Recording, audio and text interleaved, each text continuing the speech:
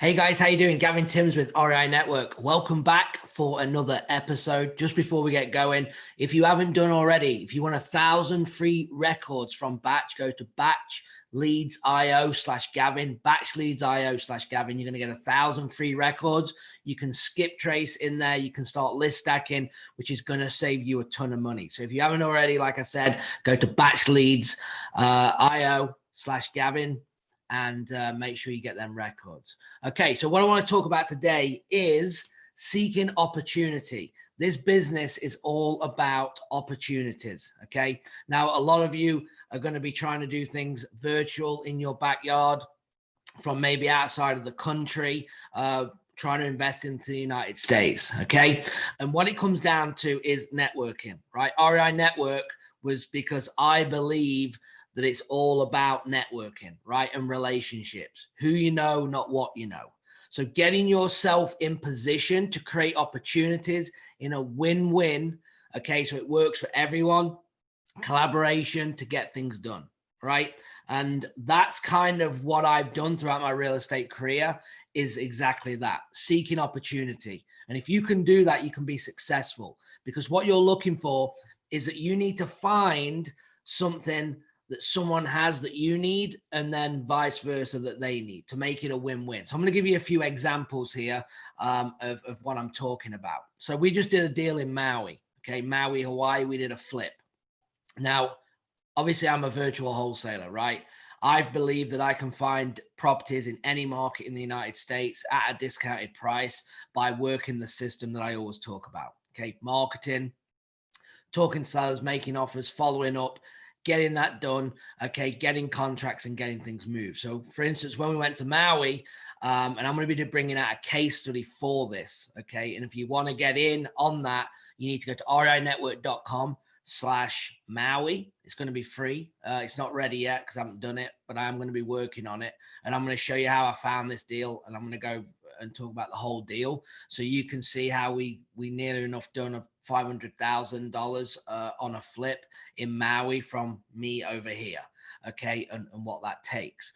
But for instance, when we were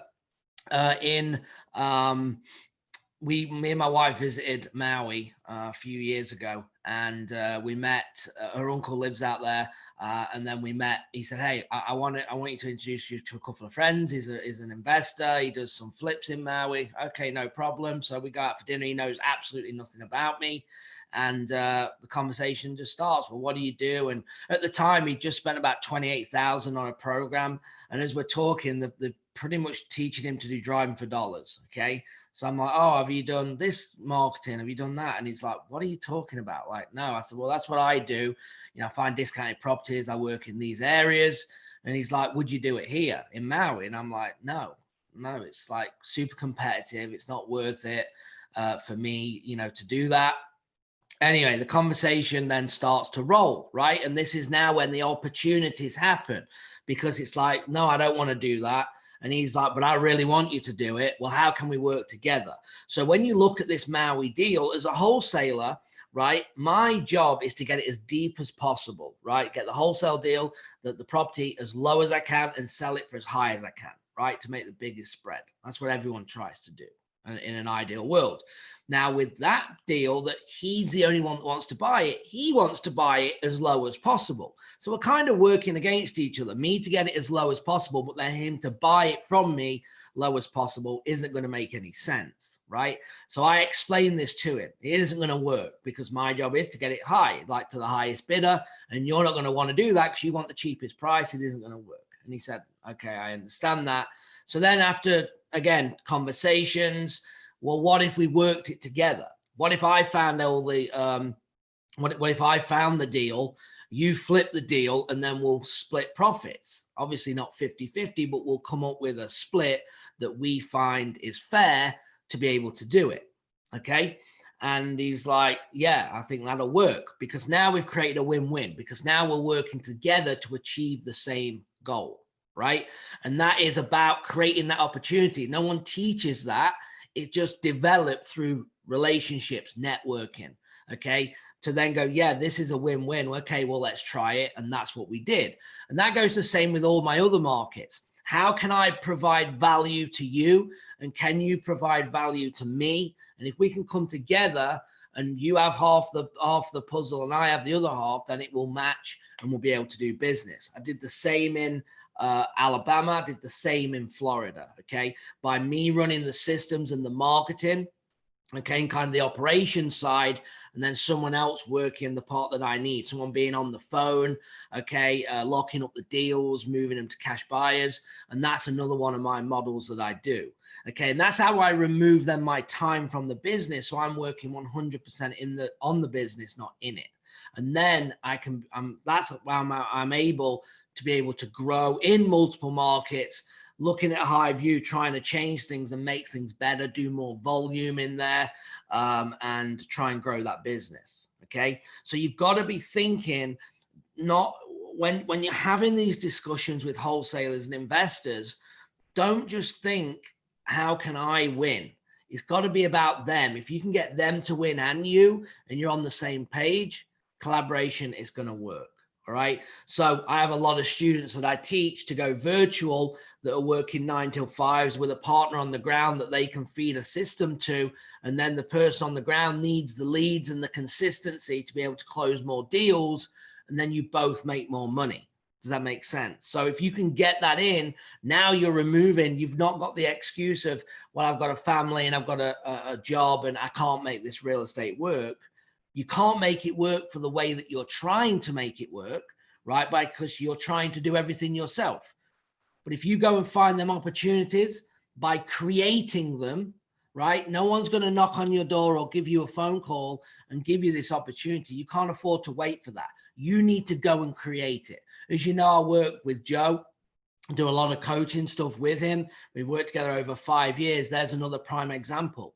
We were in Spain and I created the opportunity through something that I felt that he needed. And if I could fill that gap, it would work, because what he was doing was good. But if I could then strengthen it by bringing a solution to what he needed, I knew then we could build that relationship. Okay. And that's what we did. So I created the opportunity. He didn't come to me and say, yeah, this is what we need to, can you do this for me? No, I said, hey, I think I can do this. I think this could happen. What do you think? And he's like, well, yeah, I like that. How are we going to work out the splits? And I even said, I don't know. I'm going to do it for nothing for 3 weeks. If I can bring value, then we'll talk about it, because then it gives me a better, and him, both of us, a better understanding on how that split should work according to what I'm bringing to the table at that time. Where when it's brand new, we don't know. So sometimes you have to take them hits. Maui's another example, right? I'll prove that I can do this and I'll take a lower percentage, but then on the next deal, I want higher. And I've already negotiated that up front by saying, look what I can find and other people can't, through the systems that I have, the consistency that I have to be able to do deals. And that's what I want you to take from this podcast, is that you need to start creating opportunities and not sitting on the sideline waiting for something to happen, because you're going to be waiting there a long time. You need to seek opportunity, see flaws and gaps that you can help in, go and give the value, and then work, right? I can talk all I want. I can talk a good game, right? I can get myself into these situations of, I can do this and I can do that. Now it's time to deliver. So once you've done the talk, now you've got to deliver on what you're saying. If you can deliver on what you've said, then you're going to have a relationship for life. Did the same again in Alabama with Melissa, the same thing. I saw something in her with the follow-up of one comment. All I asked was, what are you going to do? And the seller said no. She said, I'm going to keep calling until they say yes. Bingo, you understand the business. So I want to contact you and create an opportunity. Hey, Melissa, I've been thinking about something. What if we did this? If you didn't have to focus on any of this stuff and I did, and you could just focus on what you're good at, do you feel we could do more business? And she's like, yeah, I do. Well, let's try it then. And in the meantime, continue to market, continue to do all your other things. But my goal is to get you busy enough, okay, and making more money with me than you are on your own. And then it was an easy transition to make that happen, right? Just took on another acquisition guy. Same thing with him. He was doing some of his own marketing. marketing. Continue to do that, but you're going to make more money with us than you are on your own. He's already got 3 contracts in his first probably 8 days. Okay. So he's going to make more money than with us on a smaller percentage, but he's got to focus on one thing, and that's getting contracts. He hasn't got to focus on lead gen, VAs, marketing, how to move the deal. He hasn't got to do any of that. He's just going to focus, and by focus can get more deals done, right? But this, again, when I talk and create an opportunity, then you have to deliver on it, and that's the key. All right. So hopefully this helps. I'm going to keep it again short and sweet here, but let me know. Make sure you like and subscribe. Okay, drop me a comment if you want to. If you whatever you think about this episode. All right, anything you need, drop a comment. I'll answer anything that I can, and I'll see you on the next one. All right, guys. So remember, go and find opportunities and then make them happen. Have a good day. Bye-bye.